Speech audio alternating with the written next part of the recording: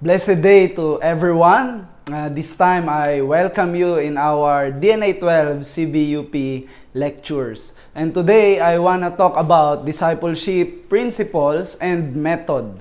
So here in this lecture, I want to introduce to you the principles and method when we do our discipleship. So the role and importance of discipleship in our local churches. What is the role of discipleship and why this is so important in our church or in our ministry? So that will be our lecture today. And as we listen, let us once again think about this ministry of discipleship. Okay, so this time I want to talk about the 6 functions of the church. In our church, there are functions, but this time I just want to give you 6 functions in the church. We have a lot, but I think these 6 are main or necessary ministry that we are doing. So the first one is evangelism, right? In the church, we are doing evangelism, we are doing soul winning, and we preach the gospel. And number 2, after we evangelize them, we want to make them the members in the church. So we talk about the church membership and then discipleship. So after they become members of the church and we want to make them the disciples of Christ, so through discipleship, we teach them. And we also have leadership in the church, and also we have fellowship in the church, and we have worship in our church. Now, all are important, but discipleship has very important role for all those functions. All these functions are important, but discipleship is really important, has a really important role for this. Why? Okay, so here we can know, because through discipleship, people will be motivated to win the soul. As we do discipleship to our members, then they will be motivated to do soul winning, which means evangelism. And through discipleship, people will be, healthy church members. As we teach them and as we do discipleship, they will be a healthy church members. And also through discipleship, we can, choose and build up our leaders. We make the disciples, and through the discipleship, we can build up leaders. So that is leadership. We choose the leaders among the disciples. And through the discipleship, our fellowship will be deeper in our church as well. So, we go deeper in the Word of God, and then we know the truth. We have the same mind, same doctrine, same vision through discipleship. And then, lastly, through discipleship, people will learn the proper worship. So, as we do discipleship, then they will learn more about the Word of God, and then, their worship will be deeper and deeper. So, here, why people ask why we must do discipleship. So some people ask why we must do discipleship. Okay, the first answer, this is a command from our Lord Jesus Christ. This command is for all Christians.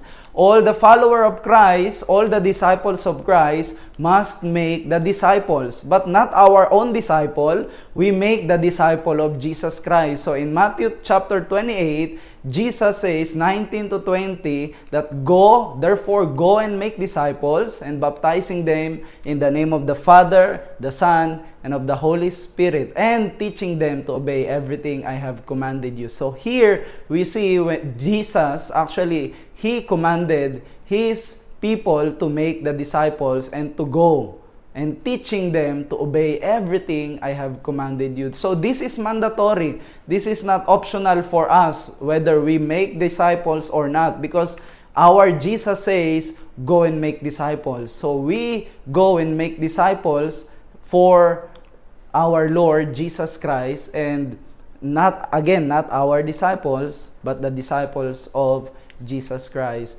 And actually, why we must do discipleship, if you go back in the early church, even the first century of the Christians, they are teaching, they are doing discipling to their people. In the time of Apostle Paul, in the book of Timothy, 2 Timothy chapter 2 verse 1 until verse 2, Apostle Paul actually instructed Timothy to teach the reliable people who can also teach the other people. So here you see the pattern. Apostle Paul teaching Timothy, and Timothy, he encouraged Timothy, his spiritual son, to teach the reliable people so that these reliable people also can teach. So there is the pattern. You can see that this is what we are doing. If we are, Jesus said, go and make disciples, but we need to teach them in order to be the disciple of Jesus Christ. One person cannot be a disciple if they do not know the teaching of our Lord Jesus Christ or the Word of God. They must know it. So that's why Apostle Paul encouraged even Timothy, his spiritual son, to teach what Apostle Paul teach and what Apostle Paul learned from the Word of God. So in this way, we are doing our discipleship. So in this way as well, we can pass the gospel, the truth, to the next generation if we do discipleship. And then, of course, there is some question how to do discipleship. So now, if I want to do, then how should I do discipleship? Okay, this is a very important part. You know, we have some discipleship principles, and when we do discipleship, we need to have guide or we need to have standard. Okay, the first one, we meet them once a week. So when you start discipleship, you need to meet them once a week. At least once a week. But once a month, it's not good because the gap is very big and very long. So meeting once a month is not that effective. But I encourage you to meet them once a week, and the same time, same place, it will be good, so that they can have the habit to come the same time, same place. Okay, meet them once a week, and then after that, when you meet them, you can have, if you have some budget, you can treat them some meal or snack, even snack you can give them. Before I did in my disciples, sometimes I give them just a snack, like kind of, not that expensive snack. Just through that one, you can make the mood alive. As you eat, you can talk and then enjoy that time before your teaching. And then, sharing the week's grace of testimony. Here, also, when you meet your disciples, you can share the grace, like what you realize nowadays or within this week. Like, you can tell them, as I meditate the Bible this week, I realized this one. Or share your testimony, how God, lead you, how God work in your life during the week. So, in this way, even your disciples can share their testimony in a week. Okay, and then the next is start and finish in prayer. So we start with prayer and we finish with prayer. So it must be there. We should not skip prayer. And then prepare discipleship faithfully. Here, we should not meet our disciples without any preparation, because this is soul and we need to prepare for them. And if we are not prepared, then it means we are not faithful in our ministry. We do not love the soul if we don't care about our ministry, about the discipleship. So I encourage you to prepare faithfully in your discipleship. We should not forget preparing for them. And then, of course, we teach them, teaching and learning spiritually with a sincere heart. So here, we teach them the spiritual thing, and we encourage them from the heart. We learn, and also we teach from the heart. Let us not do discipleship just because of responsibility, but with a sincere heart. Because Jesus loves us, we experience the love of God. That's why we do discipleship, because we experience the grace of God, and we want to share this love to other people as we do discipleship. And of course, lastly, we do the 3M. What is 3M? 3M means, first, mentoring. We mentor them.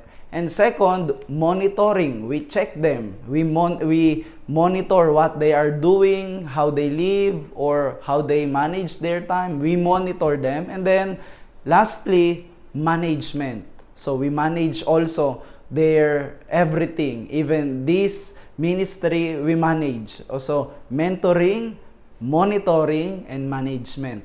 Okay, so lastly, I want to talk about how we handle our disciples. So before, the principles is how we do in discipleship. Now, how we handle our disciples. So there are four things in this part that I want to tell you, because our approach in discipleship is holistic approach. So we do not just focus on teaching, but we also give them the training. So everything we want to teach them, because Christian life is not only inside the church, but also Christian life is outside the church or with their families, in their school. Everywhere they must live as Christian, not only inside the church. So that's why our approach is holistic. Okay, the first one, faith. So in this faith life, we teach them about the spiritual things, Bible reading, prayer, and sharing the gospel. And there are more, but these are the main. So we teach them about the Bible, and also we teach them how to pray and how to share the gospel. And then second, about their life. So also we teach them about time management and change their habit, or also discipline. So in this way, time management, you can check how they use their life, how they use their time, or you can give them some advice, direction, how to manage their time. So it's up to you. You can make the planner for them, or you can just make the note for them, or you check whether they do or not. So in the discipleship, you can check, or you can visit their house, ask their parents, ask their teachers in the school. It's up to us how we will manage this part. But about the life, we also train them and we also teach them. Okay, so this is the second. And the third one, about their academics and about their work and about their family. So also this part, we focus on their academic and their work and their family. We teach them how to be faithful and balance their time in the family, in the school, or working place. We should not, we should not let them focus on church alone and then forget their responsibilities in school and in their family and in their work. So in this way, we are making the discipleship, because actually, when you see the Apostle Peter and even Apostle Paul, they keep on teaching about how we live, not only inside the church, but also in this pagan society, how we should live a godly life. So the world, we are still in the world. So that's why we also teach in holistic way of discipleship. And lastly, ministry. So here in our discipleship, we also talk about the ministry. We want them to be involved in the ministry. So in the holistic approach of discipleship, we want them to be involved in our ministry, participate in our ministry, and serve the church. So here, four very important parts: the holistic approach of discipleship, the faith, we teach them the Bible, prayer, sharing the gospel, and second, about the life, time management, and then change their habit. If they have some worldly habit or, habit that really not good, wake up late, sleep late, or they are not following their parents. In this way, we can change and also discipline. How can they control themselves? How can they control their behavior in this way? That's a life, a discipleship. And then about the academic and work and family, we teach them how to be faithful in every area of life and balance their time. And the ministry, we teach them how to be involved in the ministry, and we push them and encourage them to serve the local churches. So these are the brief methods and principles about discipleship. So we encourage you to make the disciples in your local churches, and as you continue watching this CBUP about DNA 12, because the focus of this ministry is to make the disciples of Jesus Christ in all nations, and through discipleship, we can pass the gospel into the next generation. So we thank you so much for watching this video, and we pray that you will make the disciples of Jesus Christ wherever you are. Thank you so much.